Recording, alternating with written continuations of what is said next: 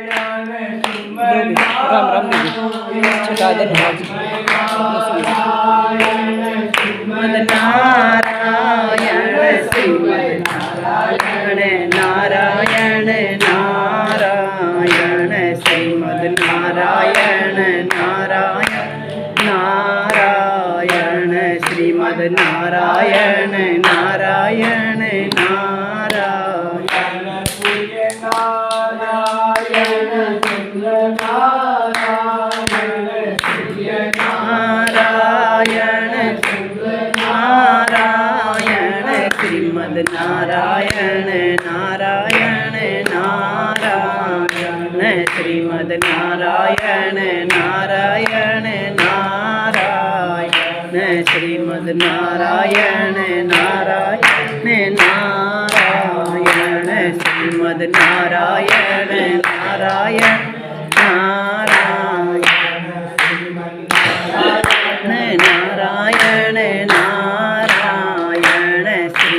नारायण नारायण नारायण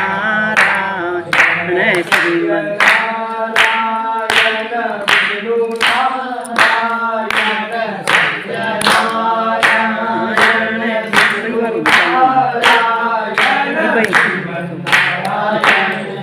नारायण नारायण श्रीमद नारायण नारायण नारायण श्रीमद नारायण नारायण नारायण श्रीमद नारायण नारायण नारायण भगवान की जय भगवान की जय भगवान की जय श्री राधे जय जय श्री राधे जय जय श्री राधे राधे राधे राधे राधे। कल हमने भगवान की गिरिराज लीला का चिंतन किया था। गिरिराज लीला के ऊपर भगवान का गिरिराज जी का भजन भी गाया था।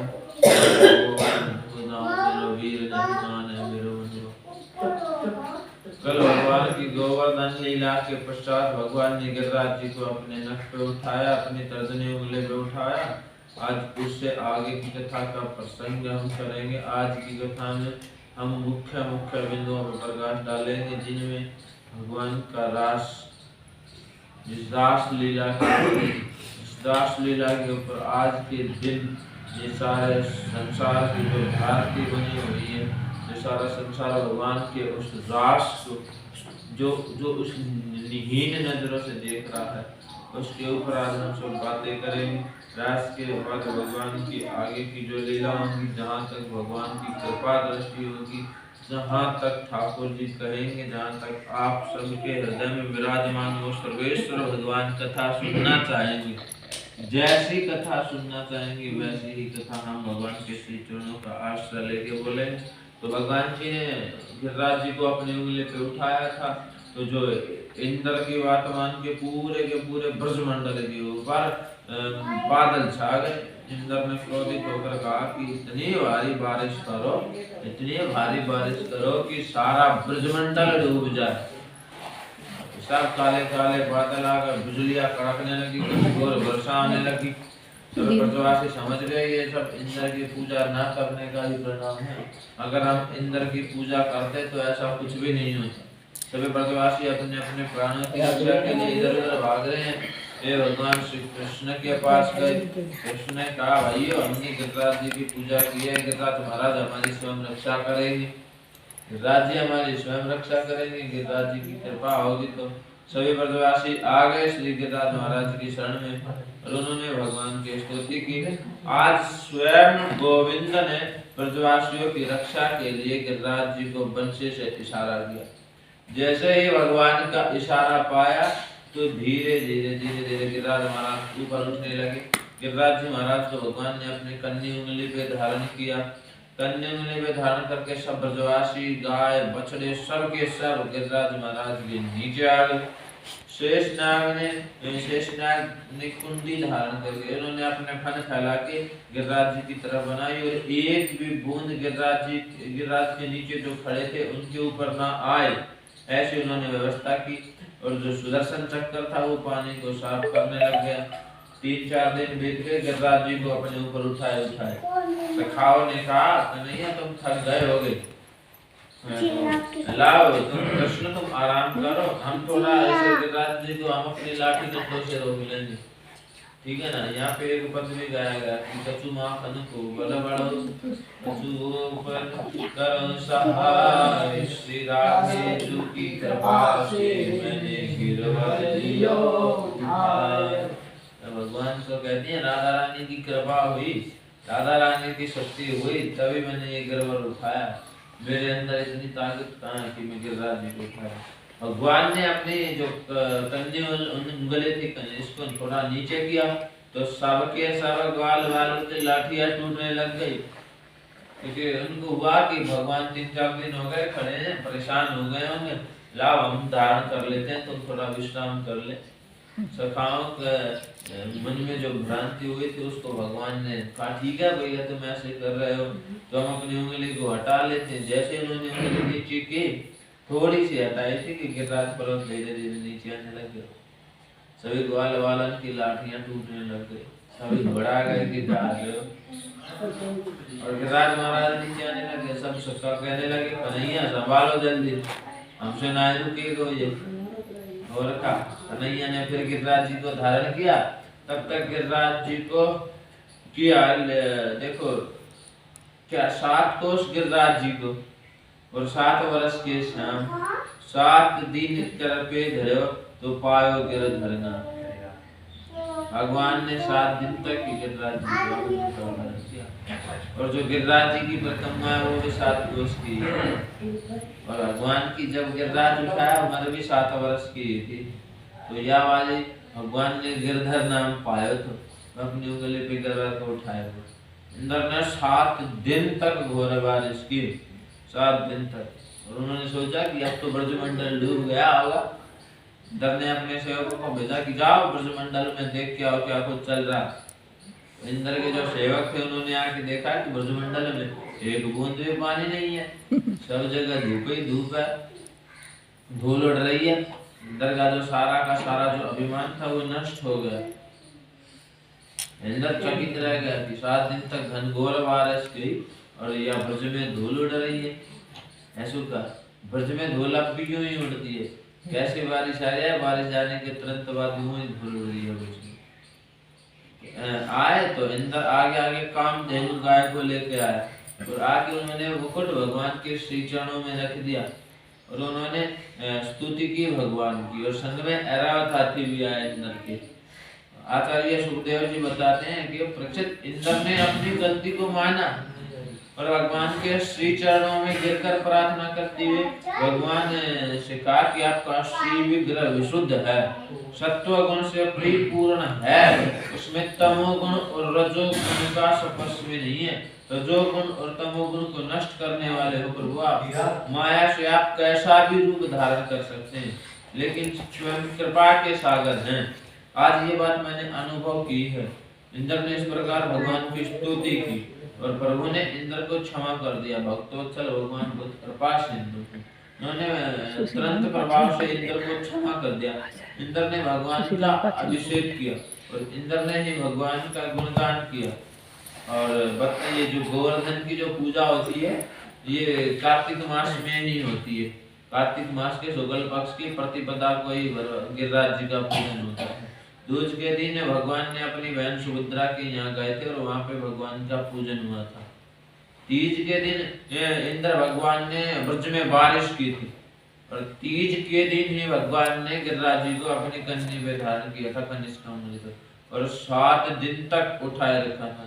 तृतीय चतुर्थी से लेकर 9वीं तक उठाए रखा था भगवान ने गिरिराज जी को अपनी उंगली की। 10वीं को इंद्र का अभिमान नष्ट हुआ।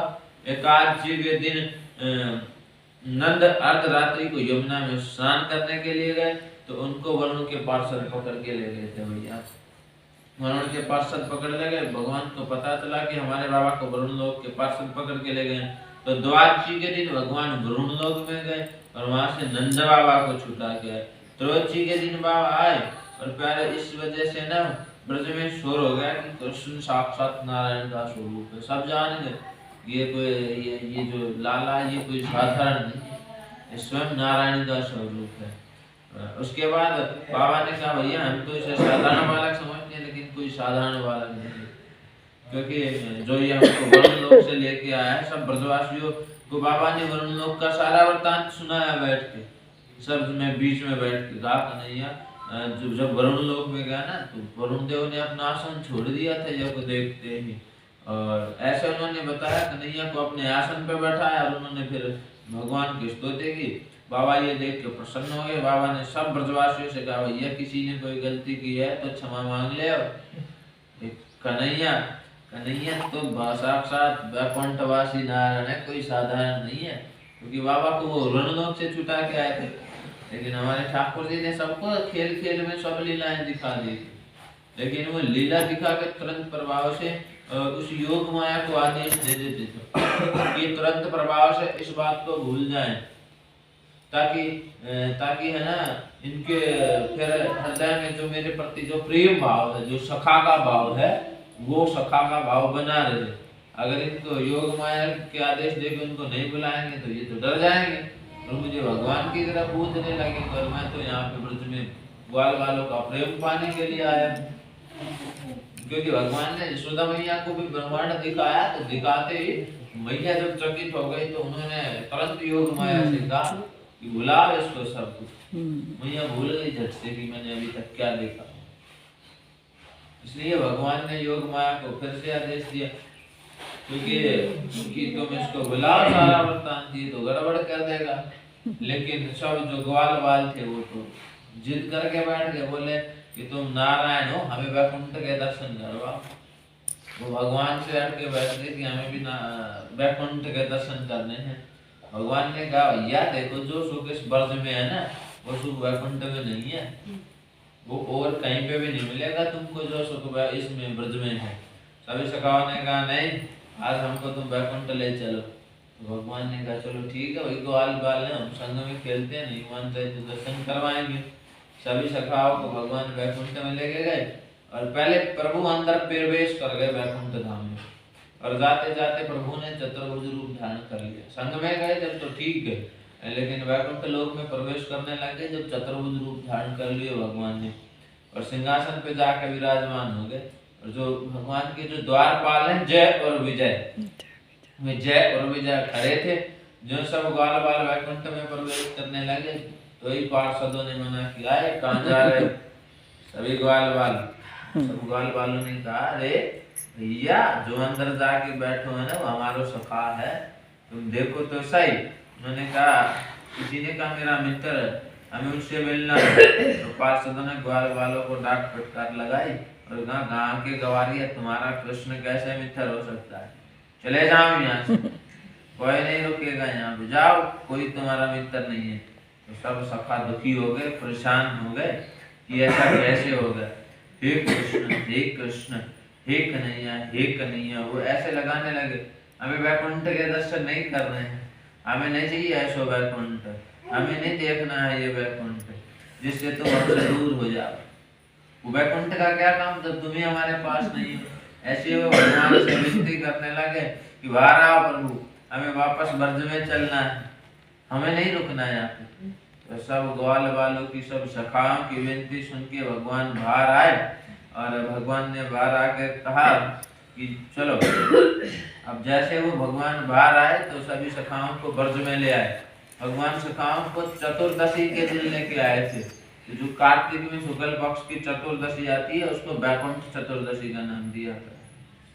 उसको वैकुंठ चतुर्दशी का नाम जाना जाता है क्योंकि उसी दिन भगवान उनके ग्वाल बालों को वैकुंठ दिखाने के लिए लेके आए थे। अब तो सभी घबरा भी गए कि अब हमें नहीं करना, हमें तो वापस ब्रज में चलना है। सखाओं ने कहा प्रभु हमें वैकुंठ के दर्शन नहीं करने चाहिए, क्योंकि जो सुख ब्रज धाम में वह तीनों लोक में कोई नहीं है। तीनों लोकों में कहीं भी चले जाओ तुम्हें कहीं सुख नहीं मिलेगा, क्योंकि एक बार जिसको वृंदावन का नशा चढ़ गया ना, उसको वृंदावन का नशा चढ़ गया। इस पे दुनिया का कोई नशा काम नहीं करता। जिसको एक बार ब्रज की लत लग गई ना, वो संसार में कहीं नहीं रुक सकता। जो एक बार उस कन्हैया के चक्कर में पड़ गया ना, वो कभी कामयाब नहीं हो सकता। वो कामयाब होगा तो हमारे केवल और केवल उस ग्वाल के संग में ही होगा, नंद के छोरा के संग, और कहीं पे उसकी कामयाबी नहीं है। फिर तो वो सारा दिन बस उसी के प्रेम में होया डोलेगा। क्योंकि जिसकी नजर एक बार उससे मिल गई ना, जिससे उसके नजर मिल गई तो समझो गया वो। क्योंकि ब्रज में जो नारी होती है ना, जो ठाकुर जी के टाइम की, जो भगवान के समय पे जो ब्रजनार होती थी, वो सबको यूं ही कहती थी जब उनके घर में शादी होगी, कोई नई दुल्हन आती थी, कि नंदे के छोरा से बच के रही, वहां से नजर मत मिलने दियो। अगर उससे नजर मिल गई तो तुम अपना सब कुछ भूल बैठो, तुम्हारा कुछ नहीं मिलेगा। तो इसलिए जिसके आज में नजर लग गई, बिहारी जी जो बाकी बिहारी का जो मंदिर है ना, देखो वैसे तो भगवान का साक्षात घर है वृंदावन। कोई साधारण कोई नगर नहीं है, कोई साधारण तीर्थ नहीं है, सब तीर्थों का राजा है वृंदावन। ये बात भी हम तुमको बताएंगे कि सब तीर्थों का राजा कैसे है वृंदावन। आज ही वृंदावन धाम की महिमा के ऊपर बताएंगे, वृंदावन धाम की क्या महिमा, ठीक है ना। लेकिन सबसे पहले हम इस बात को बताएंगे कि जो वृंदावन में जो चला गया ना बिहारी जी के मंदिर में, जिसने एक बार बिहारी जी के सामने जाकर नजरें मिला ले, तो मंदिर में कहीं भी खड़े हो जाना, किसी भी कोने में खड़े हो जाना, तुमको लगेगा कि बिहारी जी हमको ही देख रहे हैं। किसी भी कोने में खड़े हो जाना। और सही बताए ना, तो जो वास्तव में जिन्होंने ब्रजवास को ग्रहण कर लिया है, जो ब्रज में रहते हैं या जो ब्रजवासी हैं, वो कभी भी बिहारी जी के पास नहीं जाते। वो मंदिर के कोने में खड़े होकर दर्शन करके एकांत में, कि हमसे यहाँ भी बिहारी जी की नजरें मिली होंगी। वो मंदिर के एक कोने में खड़े होकर बिहारी जी के दर्शन करते हैं। और जो ब्रज के है ना, जो ब्रज के भोले भाले आदमी, वास्तव में आज भी भोले भाले हैं, उनका भगवान के प्रति इतना वात्सल्य प्रेम है, तो झूठ मानोगे, हम तो यहाँ पे भगवान को यूं दुख दिखाते, लेकिन आज भी ब्रज में लोग भगवान को अपने लाला समझते हैं। वो पीछे आते हैं, भगवान की आरती करते हैं, लाला को नजर ना लग जाए नजर उतारते हैं, और उसके बाद फूल दे के मारते हैं सीधा पीछे से, ले तुम फूल को स्वीकार करो।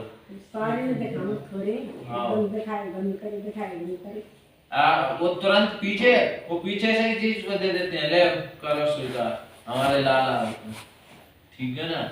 और बिहारी जी में पर्दा क्यों लगाया जाता है? क्योंकि बिहारी जी हमारे बहुत पहले भी कहते हैं रंगीले छबीले हैं हमारे ठाकुर, जिसके साथ नजर मिला लेते हैं उसके साथ हो लेते हैं पीछे पीछे, फिर उसको छोड़ता ही नहीं।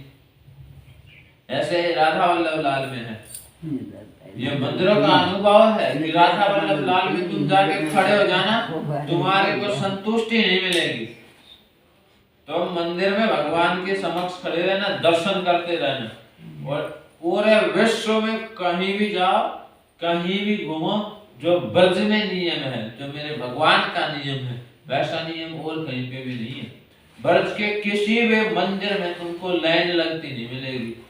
बाकी सब जगह के मंदिरों में तुम जाओगे, धक्कम धक्का होके जाओगे, लाइन लगेगी, 1 सेकंड के लिए दर्शन हुआ, चलो आगे आगे, ऐसा होता है। लेकिन ब्रज में कन्हैया सबके लिए हाथ फैलाए खड़ा है, कोई भी आओ उसके सामने, कोई भी, कितनी भी देर उनसे बातें करो, कितनी भी देर उनका दर्शन करो, वो सबको कहते हैं हाँ बात करने वाला हो कोई। आज भी बिहारी जी बात करते हैं, आज भी बात करके बिहारी जी मुस्कुराते हैं। आज भी तुमको ऐसा लगेगा, ऐसा वैसे ये बात कहनी नहीं चाहिए, लेकिन ठाकुर जी की कृपा से अनुभव है।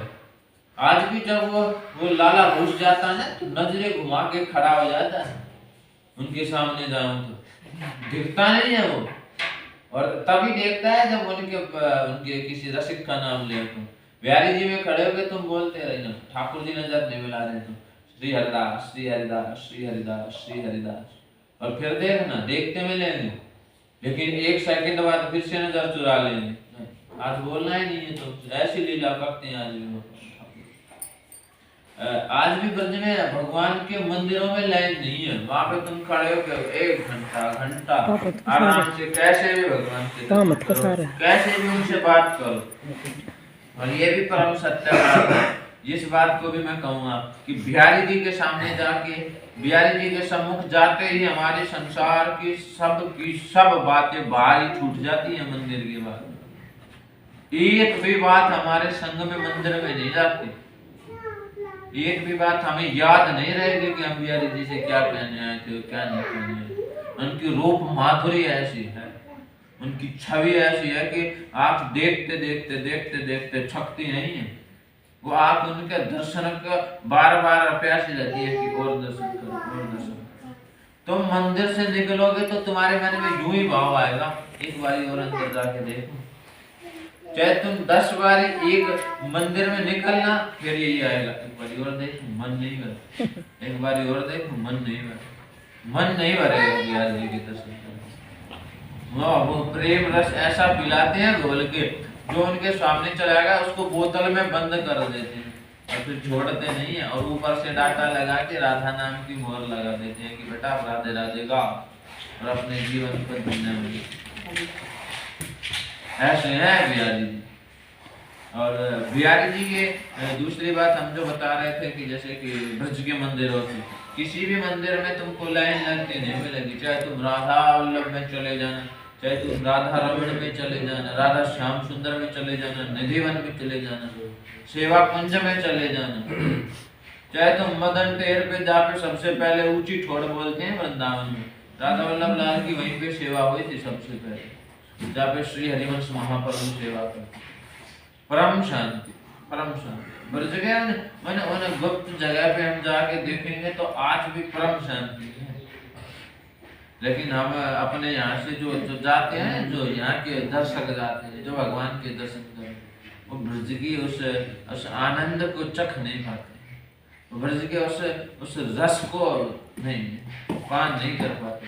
क्योंकि वृंदावन का रस, वृंदावन की महिमा वही जान पाएगा जो ब्रजवासी के संग में डोलेगा, जो किसी संत के संग में डोलेगा। और ऐसा भी हमने सुना है, ऐसा भी हमने देखा है कि यूं कहते हैं ब्रज में संत कि तुम वृंदावन में आके विश्राम करो ही मत, बिहारी जी के दर्शन कर ले, राधा वल्लभ लाल में चले जाओ, राधा वल्लभ से निधिवन में चले जाओ, चलते रहो, चलते रहो, चलते चलते जब गिर जाओगे तो स्वयं कन्हैया उठाने के लिए आएगा। तुम स्वयं भगवान जी तुमको उठाने के लिए आएंगे और स्वयं भगवान जी उठा के तुमको उठाएंगे। ऐसी बहुत सारी घटनाएं हैं कि भगवान आज भी ब्रज में दर्शन देते हैं संतों को, आज भी संतों की गोद में खेलते हैं। एक सच्ची घटना बताऊंगा ब्रज की, अभी कुछ समय पहले, कम से कम 15-20 वर्ष पहले की। एक 5-6 वर्ष का छोटा सा लड़का था, 5-6 वर्ष का। वो भागता भागता बाकी बिहारी के मंदिर में आया और आके गर्भगृह में घुसने लग गया। और उसी समय आरती की तैयारी चल रही थी। गोस्वामी थे जो आरती की तैयारी कर रहे थे। उन गोस्वामियों ने देखा, है तेरा कहाँ जा रहे हो? बालक ने कहा, जब बिहारी जी मेरे कंचन को लेकर आए, मेरे कंचन को लेके भाग आए। बोले पगला गए हो, तेरे कंचन को काहे को लेके आए हो? जो गोस्वामी ने डांट कर बालक को भगा दिया कि नहीं, तेरा कोई कंचा वंचा लेके नहीं आए, भाग जाए यहाँ से। अगले दिन जब श्रृंगार आरती हो रही थी ना, तो गोस्वामी ने देखा कि बिहारी जी की पगड़ी उन्होंने उतारी ना, तो पगड़ी से कंचा जमीन पे गिरी। और बिहारी जी की पगड़ी से कंचा गिरी। भाई साहब, ऐसे खेलते हैं आज भी बिहारी जी ब्रज में, ऐसी लीला करते हैं। तो उनकी लीला का कोई और छोर नहीं है। आज भी ब्रज में वो खेलते हैं।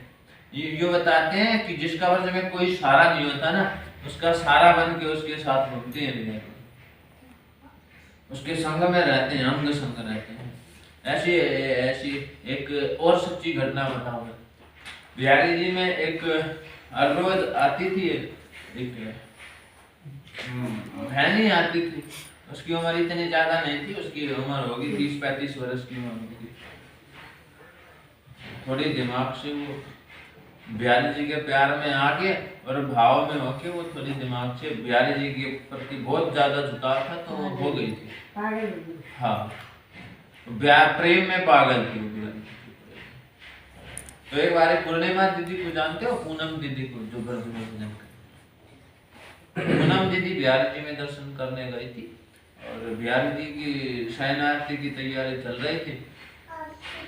तो वो भगवान को पति रूप में मानती थी बिहारी जी, पति के स्वरूप।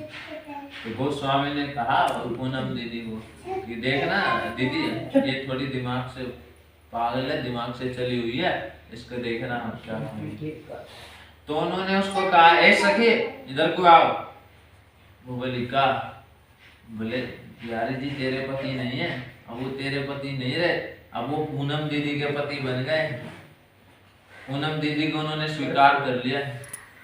तो वो जो भगवान के प्रेम में पागल थी ना, वो बिहारी जी में खड़े होकर चिल्लाने लगी।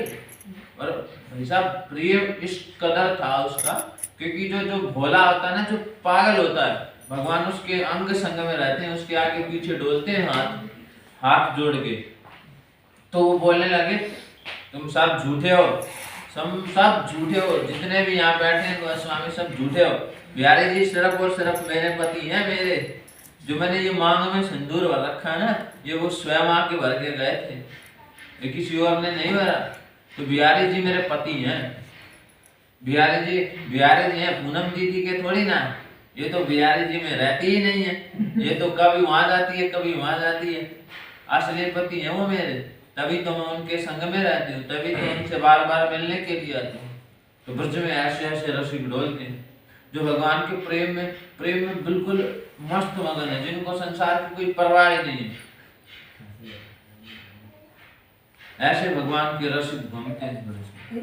गोवर उनसे जाए बरसाने के लिए उसमें एक राधाबाई रही चित्रकूट की। हाँ, वो कृष्ण के श्रृंगार करती है, कृष्ण का श्रृंगार करती है। उसके माँ है उसकी, चित्रकूट की बाप है उसका, और एक बहन है छोटी, भाई नहीं है उसके।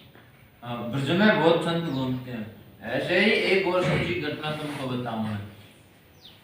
एक 11 वर्ष की लड़की, आज वृंदावन की महिमा बताऊं, क्योंकि सब वैकुंठवासी जो ब्रजवासी वैकुंठ में गए थे, तो कहने लगे हमें नहीं देख लो वैकुंठ को सुख, हमें तो ब्रज में चलना है, जो सुख ब्रज में है वो सुख और कहीं नहीं है। जो आनंद ब्रज में है, जो आनंद तेरे संग खेलने में, वो आनंद कहीं और नहीं है संसार में। तो इसलिए मैं इस बारे में आज खुल के बता रहा हूँ कि वृंदावन में आज भी ऐसे ऐसे रसिक करते हैं। एक 11 वर्ष की लड़की, और वो रूस से आई, इतने दूर से देश, अपने घर परिवार को छोड़ के रूस से वो आ गई। तो उससे रास्ते में किसी ने रोक के पूछा कि कहाँ से हो तुम? वो बोले मैं नहीं से हूँ। बोले तुम क्यों आए, कैसे आना हो? तो उन्होंने कहा कि बिहारी जी ने हमको पकड़ लिया, बिहारी जी हमको खींच ले आए, उनकी कृपा हुई तो हम यहाँ पे आ गए। तो उन्होंने कहा कि तुम्हारे मम्मी पापा? बोले मम्मी पापा कि हमें जरूरत नहीं है किसी की, जब बिहारी जी हमारे संग में है। फिर बोले तुम कैसे रहती हो? बिहारी जी व्यवस्था करते हैं सोने की, खाने की, पीने की, उठने की, हमें चिंता क्या। तो जिसको पकड़ के खींचते हैं ना, वो तो वो चाहे 7 समुंदर पार भी बैठा, उसको अपने यहाँ खींच के ले आएंगे। जिसको ब्रजवास देना होगा ना, उसको खींच के ले आएंगे, उसको छोड़ेंगे नहीं, उसको अपने श्री चरणों में स्थान दे के ही रहेंगे। तो वृंदावन में से छोड़ा गया बाबा की छोटा, तो बाबा बोला कि इसको रोटी पानी बचता करके बाबा संगी के उसने लगे हाथ में जब पैसा में कैसे बच जाऊंगा। मुझे सूरज दिलाने बोला, मेरी इच्छा करी मैं बाबा मुझे के रोटी पानी पूछे, जब आके बेटा हमने रोटी बनाई, जब खा के वो हमने सुनाया कि भाई तू सभी किसी विश्वास है किसी विश्वास नहीं। ब्रज में आज भी भगवान की लीला, आज भी भगवान खेलते रहते हैं, आज भी भगवान अनेकों लीलाएं करते हैं। ऐसी ऐसी बात भी हमने सुनी है ब्रज के संतों से बैठ के, वो बताते थे हमको कि भाई साहब ऐसे ऐसे कोई ब्रज की लड़की थी, उस लड़की का कहीं बाहर शादी है गई और वो लड़का अपने मामा के यहाँ ननिहाल में घूमने के लिए आ गया अपने घर से, और वो आके यहाँ पे खेलने लग गया। तो आया था ननिहाल में, उसके कोई मामा नहीं था, नाना नानी बुजुर्ग हो चुके थे। तो उन्होंने कहा कि जाओ बेटा खेले आओ। बोले किसके संग खेल के आए? बोले जाओ बिहारी जी के संग खेले आओ। बोले बिहारी जी के संग? कैसा है बिहारी जी? बोले 5-6 साल का लड़का है, यही मिलेगा, तुम तो लपुटी लिए घूमता हो, जाओ खेले आओ। जो ब्रजवासी उनका भगवान के प्रति प्रेम था, वो चले गए। वो बोले गए पहले दिन, उन्होंने आके कहा कि नहीं मिला हमें कोई 5-6 साल का ऐसा कोई लड़का जो लपुटी लिए घूम रहा है। उसके नाना नानी ने कहा बेटा तुमने अच्छे से नहीं देखा होगा, कल चले जाइए और कल उसको आवाज दे देना, आ जाएगा तुम्हारे संग खेलने को। तो भाई साहब ऐसी सत्य घटना बताते हैं कि बिहारी जी उसको दूसरे दिन वो गया ना, और उसने जब अर्थ भाव से आवाज लगाई, क्योंकि 5-7 साल के बच्चे को तुम जैसा पढ़ाओगे वो वैसा ही तो करेगा। उसने जब आवाज लगाई ना, बिहारी कहाँ तुम, आओ ना खेलना है, क्योंकि नाना नानी ने बताया था मुझे कि तुम्हारे संग खेलेगा वो और लपुटी लिए मिलेगा। उसने 2-4 बार ही अर्थ भाव से आवाज लगाई थी कि मुझे खेलने वाला कोई नहीं मिल रहा यहाँ पे, और उनकी आंखों में आंसू आ गए थे इतना बोलते। तो उसको सामने से एक 5-6 साल का लड़का मिला, टेढ़ा मेढ़ा चलते आ रहा लपुटी लेके, और उसके संग में फिर भाई साहब जो बताते हैं कि वो लड़का हर रोज भगवान के साथ में खेलता, कभी छुपम छुपाई खेलता, कभी कुछ खेलता, कभी कुछ खेलता। और उस लड़के को जब उसके घर वाले लेने आए तो उसने जाने से साफ मना कर दिया, बोले मैं तो अपने सखा के संग में खेलूंगा, मुझे नहीं जाना ब्रज को छोड़। तो भगवान अप्रत्यक्ष रूप से अनेक लीलाएं करते हैं वृंदावन। वृंदावन कोई साधारण नहीं है, अनेक जन्मों की तपस्या करनी पड़ती है तब जाके ब्रजवास मिलता है। अनेकों जन्मों के पुण्य होते हैं तब ब्रज का वास मिलता है। और वृंदावन में वास, ब्रज में वास हमें भगवान की कृपा से नहीं मिलता। हमें स्वयं श्री कृष्ण भी कहते हैं कि वृंदावन में वास देने की मेरी ताकत नहीं है, ये तो लाडली जो कृपा करेंगे, ये तो राधा रानी की कृपा होगी तभी होगा, क्योंकि वो वृंदावन की अधिष्ठात्री देवी हैं। वही वृंदावन की, क्योंकि वृंदावन सिर्फ और सिर्फ मेरे श्यामा जी का है, राधा रानी का है।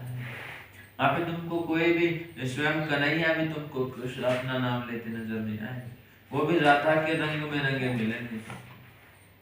हर कोई बच्चा भी राधे राधे करेगा। आप कोई जिस भी किसी जीव को देखोगे ना, रिक्शा वाला भी तुमको हॉर्न बजा के यूं नहीं कहेगा कि साइड हो जाओ, हाँ वो सीधा ये कहेगा राधे राधे राधे शब्द से ही बोलेगा तुमको, हॉर्न नहीं देगा। वहाँ पे सबका भजन होता है, ठीक है ना। हरिराम व्यास जी हुए ना जो राधा वल्लभ लाल संप्रदाय में, क्योंकि वृंदावन का मैं कह रहा हूँ, वृंदावन का नशा जब चढ़ता है तो वो बड़े बड़ों की खुमारी को उतार देता है, ठीक है ना। और ऐसा ब्रज में संत लोग भजन भी गाते हैं कि बिन पिए नशा हो जाता है जब राधे राधे गाता है। जब कोई राधे राधे गाता है ना तो ऐसी खुमारी चढ़ती है, ऐसी नाम की खुमारी चढ़ती है कि तुम पूछो मत। और ये हम भी कह रहे हैं, तुम कभी भाव से राधा राधा राधा राधा राधा नाम जपना, बड़े बड़े मधुरता से रटना, बड़े प्रेम से रटना। हाँ तो गा देना, निकाल ले, बड़े प्रेम से जपना तुम राधे राधे, तुमको वास्तव में आनंद की अनुभूति होगी। ये हमने अनुभव किया है। और दूसरी बात, तुम वृंदावन में जाके घर पे अगर तुम पूरा दिन में 10 बारी भी भगवान का नाम बोल रहे हो ना, 10 बारी तुमने बस श्री राम बोला है, तो तुम वृंदावन में जाने के बाद अपने आप तुम्हारा वो 10 का 1000 बार बोला जाएगा। ये भी अनुभव है, वास्तव में बोला जाएगा। और अगर हम वृंदावन में पर्यटन की दृष्टि से जा रहे हैं, केवल और केवल मात्र इस उद्देश्य से जा रहे हैं कि वहां पे हमने भाई बस यूं देख के आना कि कहाँ पे बाकी बिहारी का मंदिर है, कहाँ पे है, बस केवल मात्र दर्शनों के उद्देश्य से जा रहे हैं, तो तुम्हें दर्शन ही होंगे। क्योंकि संतों ने कहा है कि वृंदावन इस धरती से हटके है। क्योंकि संतों ने यहाँ तक भी कहा कि वृंदावन में तीनों के तीनों गुण विराजमान हैं, सात्विक, तामसिक और राजसिक। जिसकी है ना, जिसकी रामायण में वो चौपाई लिखी है, जिसकी रही भावना जैसी, जिसकी जैसी भावना होगी उसको भगवान वैसे ही रूप में दिखेंगे। इसलिए वृंदावन में तुम अगर भक्ति के भाव से जाओगे तो तुम्हें भगवान की भक्ति मिलेगी। तुम यूं, क्योंकि मैं हरिराम व्यास जी के ऊपर बता रहा था, राधा इतने विख्यात भाई साहब, इतने विख्यात विद्वान ब्राह्मण एमपी के ही थे हरिराम व्यास जी, इतने विख्यात कि उनके सामने कोई टिक नहीं पाता था विद्वत्ता के मामले में। कोई जाता उनके सामने, आओ बैठो शास्त्रार्थ करो, अब तो आओ चलो छुट्टी तुम्हारी। काशी में चले गए, चलो काशी के विद्वानों से विद्वान शास्त्रार्थ करके आएंगे, वहां के विद्वानों से शास्त्रार्थ करेंगे, देखेंगे। और हरिराम व्यास जी ने गए ना तो देव बाबा भोलेनाथ वास्तव में कृपा करते हैं ना, वास्तव में राधा रानी की भक्ति देते हैं। काशी में जाके उन्होंने गंगा जी के घाट पे बैठ के कहा कि हाँ भाई तू है काशी में शास्त्रार्थ करने वाला, तो स्वयं एक बूढ़े ब्राह्मण का रूप लेके स्वयं विश्वनाथ भगवान आए, महादेव चल के आए और उन्होंने कहा कि शास्त्रार्थ, उन्होंने कहा हाँ शास्त्रार्थ करना। तो चलो शास्त्रार्थ हम नहीं करते, तुम केवल और केवल मात्र इतना बताओ कि प्रेम क्या है, तुमने अपने जीवन में प्रेम का कैसा स्वरूप पाया। तुमने मंत्र पढ़े, तुमने बहुत वेद पढ़े, तुम केवल हमें यूं बताओ कि प्रेम होता कैसा, प्रेम क्या है। क्योंकि बाबा भोलेनाथ को पता था कि इस जीव को ये अपने शास्त्रार्थ की बदौलत थोड़ा ज्ञान के वशीभूत होकर थोड़ा ऊपर जाते जा रहा है, इसका अहंकार का बीज अंकुरित होने लग गया। उन्होंने कहा कि प्रेम बताओ क्या। हरिराम व्यास जी महाराज चुप हो गए। उन्होंने कहा कि हमें ऐसा प्रसन्न करने वाला हमें कोई साधारण जीव नहीं दिख रहा, क्योंकि जो वास्तव में ब्राह्मण होता है ना वो आके सीधे यूं ही मंत्रों के जरिए बोलता है, तो हमें कोई साधारण तो नहीं दिख रहे हम, तुम बताओ तुम हो।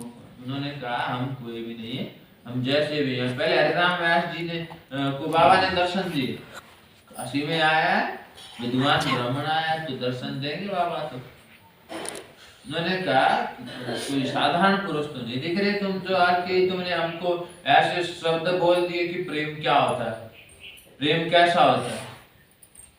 क्योंकि शास्त्रों में तो कहीं या वेदों में तो कहीं हमने ये नहीं किया था, क्योंकि आम होता कोई ब्राह्मण आके बैठता तो सीधा यूं ही बोलेगा ब्राह्मण को ये मंत्र चलो ये सुनाओ। तो बाबा ने उसके ऊपर प्रसन्न होकर कहा कि मैं तुझे बाद में बताऊंगा सत्य क्या सत्य नहीं, लेकिन तुम मेरी बात मानो। पहले तुम कहो कि मैं शास्त्रार्थ में हार गया, क्योंकि सबसे पहले जब तुम्हारे ये जो बीज अंकुरित हो रहा है, इस बीज का पहले पतन होगा तभी तुम उस योग्य बन पाओगे। उन्होंने कहा हाँ ठीक है, मैं शास्त्रार्थ में अपने आप को मानता हूँ कि तुम विजयी हुए हमसे। तो उन्होंने कहा अब बताओ हमारा नाम। उन्होंने कहा कि जाओ अब तुम वृंदावन में जाना, और वृंदावन में जाके तुम वहाँ पे है ना ऊंची छोड़ पे तुमको वहाँ पे राधा वल्लभ लाल जी मिलेंगे, उनकी सेवा करो। और जाते जाते बाबा ने उनको अपना दर्शन भी दिया हरिराम व्यास जी महाराज को। और उन्होंने पूछा कि फिर वृंदावन में जाके मैं क्या करूँ। उन्होंने कहा कि तुम जाओ वहाँ पे जाके तुम्हें अपने आप पता लग जाएगा कि वहाँ पे क्या है।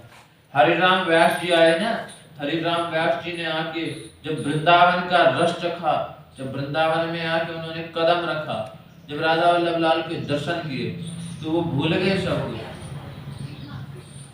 तो भगवान के प्रेम में वशीभूत, इतने भगवान के प्रेम में खो गए कि उन्होंने उस दिन के बाद कभी वृंदावन से बाहर जाने की सोची भी नहीं।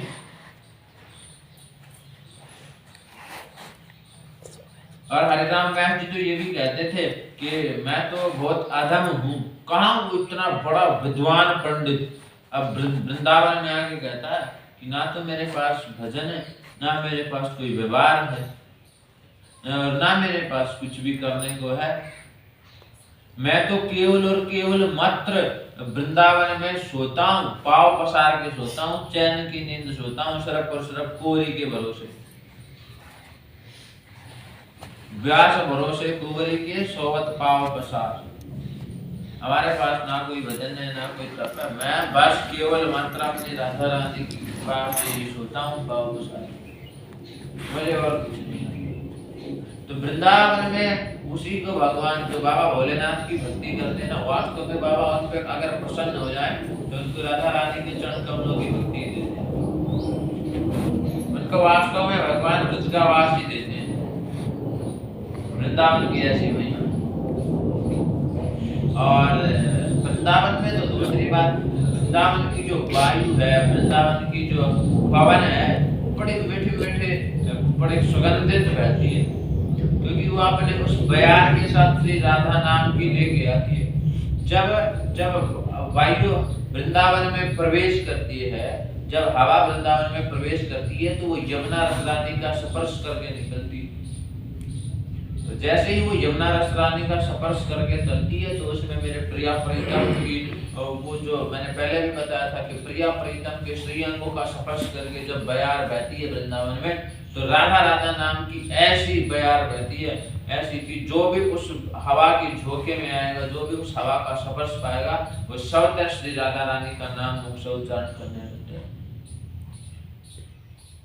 मैं इस बात को इतना भी बोल सकता हूँ यहाँ पे दावे के साथ कि जो ब्रज में गया होगा ना, उसने मुख से एक बार तो अवश्य राधा नाम बोला होगा, क्योंकि वृंदावन की रज की महिमा है, ये वृंदावन की महिमा है। कल भी हम बता रहे थे कि जो जब सब देवताओं ने उनसे कहा कि हमें भी ब्रज में जाना, हमें भी ब्रज का चाहे पेड़ बना दो, चाहे ब्रज की हमें रज बना दो, हमें नहीं पता, ब्रह्मा जी से सब कह रहे हैं हमें ब्रज का कुछ भी बना दो। तो ब्रह्मा जी परेशान हो गए कि भाई साहब क्या बनाए तुमने, पेड़ भी संपन्न हो गए, किस किस को पेड़ का स्वरूप दोगे, और भी जीव पूरे हो गए। तो सब देवताओं ने कहा था कि चलो तुम हमें कुछ नहीं बना रहे, तो जो ब्रज की रथ है उसका एक कण भी बना दे। तो ब्रज के कण कण में देवता समाये, कहते हैं भगवान ब्रज की घास बना दी जाओ, पता ही अंत मत ले लीजिए। हाँ, ब्रज के कण कण में देवता गण समाये। इसलिए तुम जब भी ब्रज की भूमि पे कदम रखोगे ना, ये वास्तव के अनुभव बता रहा हूँ, तुम्हारा हृदय तुरंत प्रभाव से बदल जाएगा। तुम्हारे शरीर के अंदर से एक ऐसी ऊर्जा निकलेगी, सकारात्मक ऊर्जा, कि तुम घर से जिस मन को विकारों से भर के लेके गए थे ना, ब्रज में कदम पड़ते ही वो विकार खत्म हो जाएंगे। और दूसरी हम सबसे बताएं कि यूं बताते हैं कि जो वृंदावन है ना, ये सबसे बड़ा पागल खाना, जो ब्रज है ना, ये सबसे बड़ा पागल खाना। इस वृंदावन से बड़ा पागल खाना इस धरती पे कहीं नहीं है, क्योंकि जिसने वृंदावन का आनंद पाया है ना, वही वृंदावन की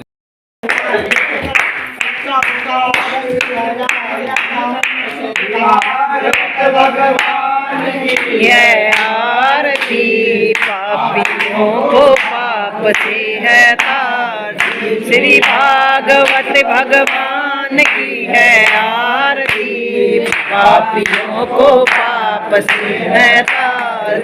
ये अमर ग्रंथ, ये मुक्ति पंथ, ये पंचम वेद निराला, नव ज्योति जगाने वाला।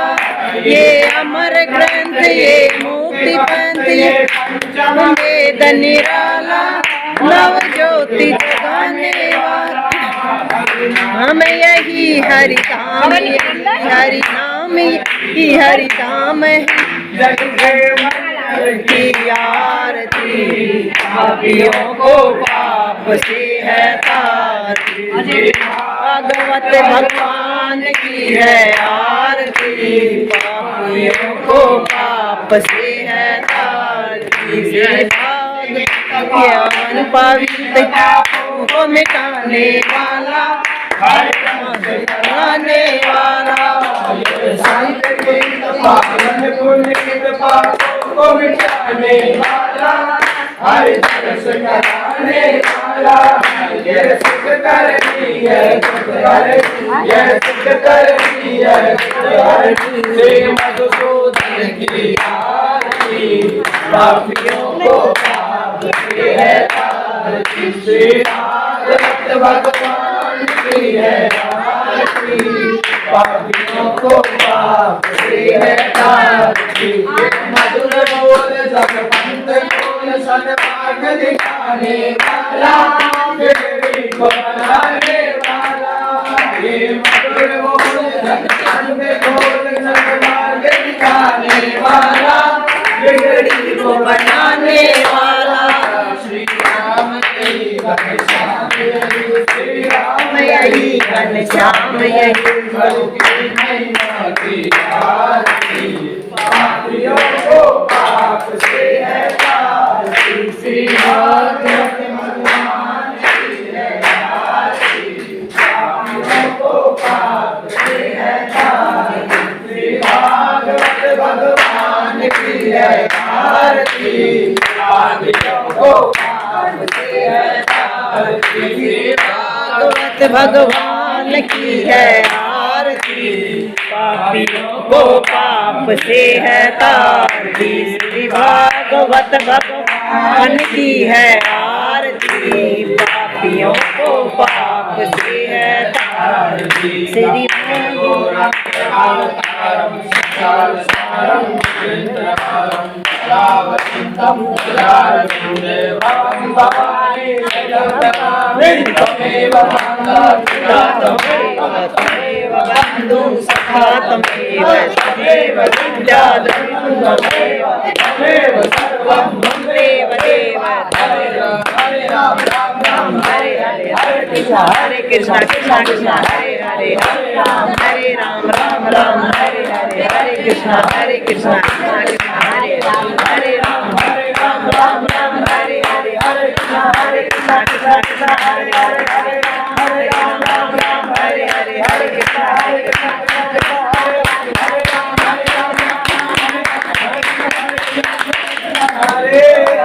हरे राम राम राम हरे